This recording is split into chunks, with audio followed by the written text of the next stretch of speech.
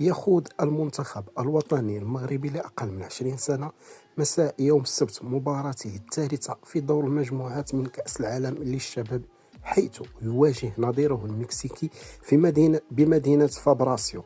ويدخل أشبال الأطلس هذه المواجهة بمعنويات مرتفعة بعد فوزين متتاليين على إسبانيا ب2-0 وكذلك على البرازيل ب2-1، ضامنين تأهلهم مبكر إلى دور الثمن النهائي.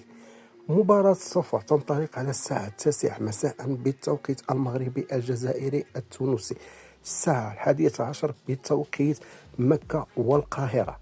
بالنسبة للقنوات اللي غتنقل هذه المباراة هذه، فالمباراة غتكون منقولة مجانا على قمر نيسات على قناة بي ان سبور اتش دي، وكذلك هذه القناه فهي كتواجد على قمر بدر.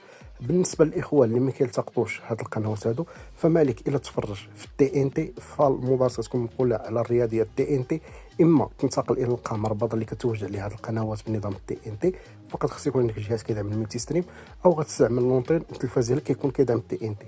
وكذلك هذه المباراه غتكون منقوله على القمر اليو سي 5 على قناه ليكيب.